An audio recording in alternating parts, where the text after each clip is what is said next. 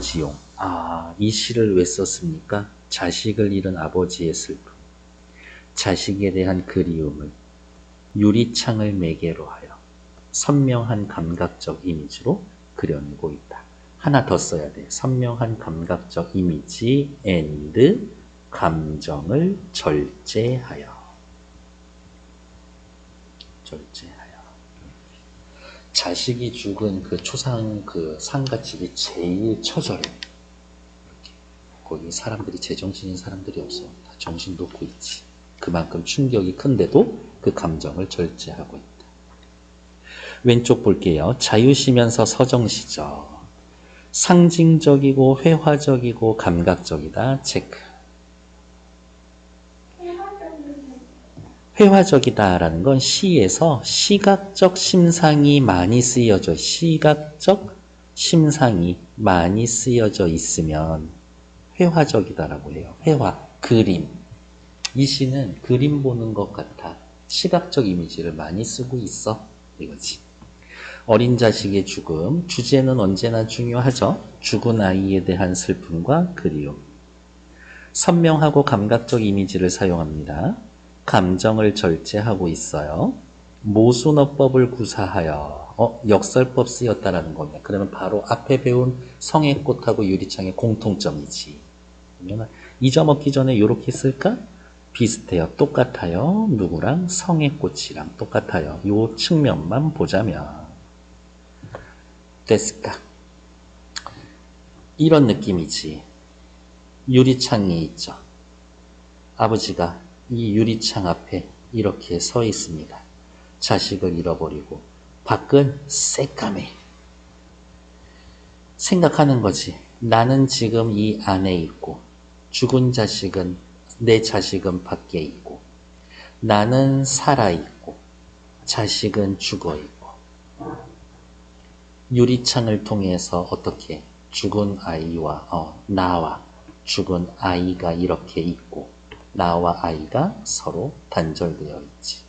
하지만 이 시를 또 읽어보시면 알겠지만 여기에 서리는 입김을 보면서 죽은 아이라고 생각하지. 그래서 너 내 새끼 하면서 황홀해질 수 있잖아. 유리창이라는 건 단절과 죽은 아이를 연결하는 이중적인 기능을 하고 있습니다.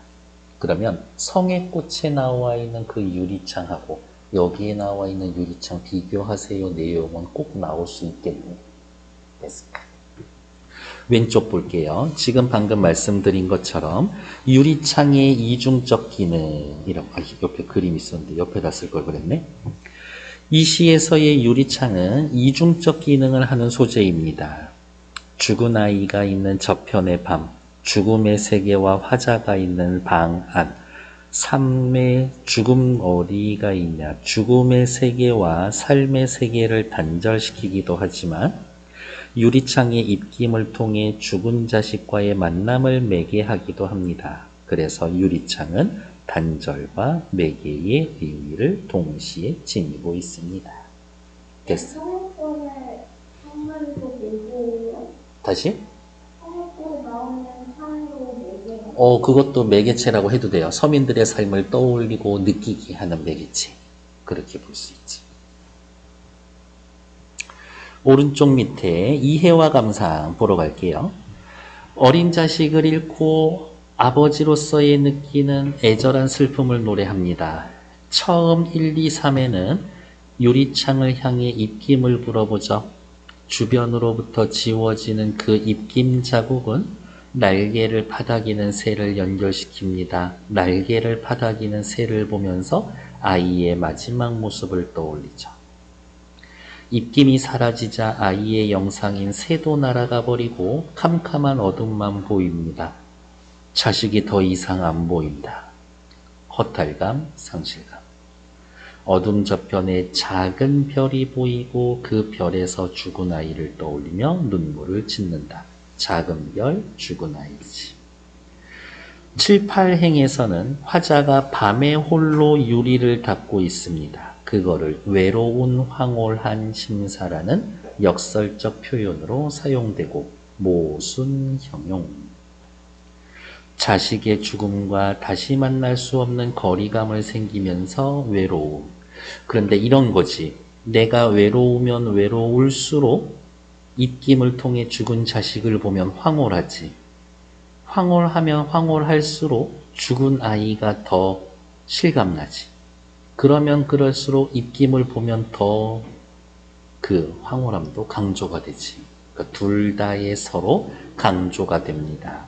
어울리지 않는 애들 둘이 갖다 붙여놨더니 둘이 서로 영향을 주고받으면서 그거의 의미가 점점 강해집니다. 그것을 또 뭐라고 하냐? 감정의 대위법이라고 합니다. 대비되는 애들을 서로 위치시켜 놓습니다. 그러다 보니 둘이 서로 강조가 되더군요. 그리고 여기 유리창은 단절을 나타내면서 만남의 매개체가 됩니다. 마지막 고은 아이의 부드럽고 약한 모습, 폐혈관, 실제로 아이가 폐렴으로 죽었거든. 찢어진 아이의 고통스러운 모습을 볼 수 있습니다.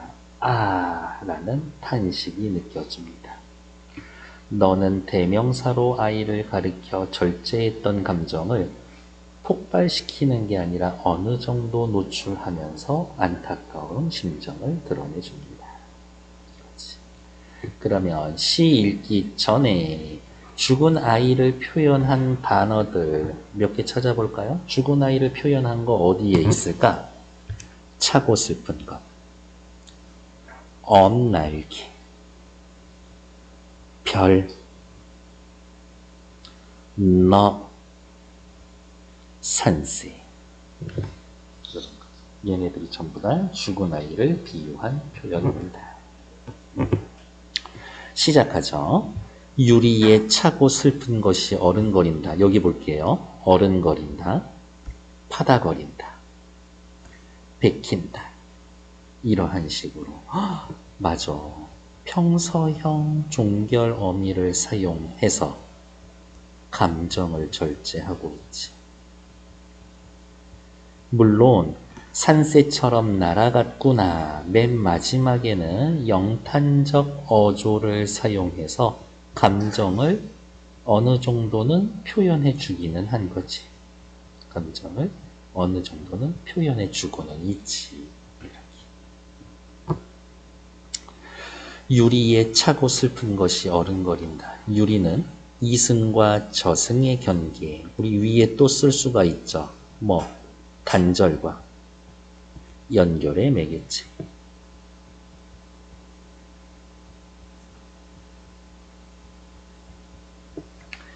열없이 힘없이 붙어서서 입김을 들이우니 열없어 힘없어. 왜? 죽은 아이를 잃은 상실감 때문에. 길들은 것처럼 언 날개를 파닥거린다. 내 새끼. 떠오르는 거지. 지우고 보고 지우고 보아도 어떻게 자꾸 입김을 들이우는 모습인 거죠. 밑에 보면 죽은 아이에 대한 그리움, 안타까움, 나 죽은 아이 너무 보고 싶은데 절박함. 새까만 밤이 밀려나가고, 하지만 어떻게 결국엔 밤이 이기지. 밀려와 부딪히고. 불가항력 무슨 뜻이에요? 저항할 수 없는, 반항할 수 없는 죽음의 세계. 죽은 아이를 어떻게 받아들일 수밖에 없구나. 물먹은 별이 반짝, 눈물이 글썽글썽한 눈으로 하늘을 보니까 별이 보이는데 그 별이 눈물 때문에 물먹은 것처럼 보이겠지. 보석처럼 박힌다. 밤에 홀로 유리를 닦는 것은 왜 유리 닦고 있어? 입김이 더 잘 보이게 하려고.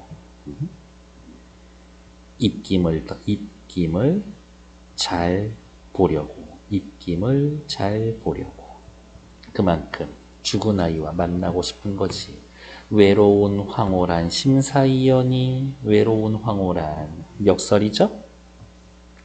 외로워요, 역설. 황홀해요, 역설. 그리고 저는 앞에 하나 더 써드렸죠. 뭐라고? 감정의 대위법. 서로 둘이 붙여놨더니 의미가 서로 강조가 되더라. 고운 폐혈관이 찢어진 채로 죽음의 원인.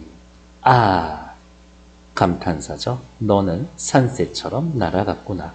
그리고 요 아를 보면서 이게 10줄로 쓰여진 향가 있죠. 19채 향가에 전통이 계승되어 있습니다. 19채 향가의 전통? 그게 뭔데? 낙구, 9번째 줄, 10번째 줄. 낙구의 시작을 감탄사로 한 거. 대위법. 감탄법은 뭐야? 감탄사. 쓰는 것에서 알 수가 있다.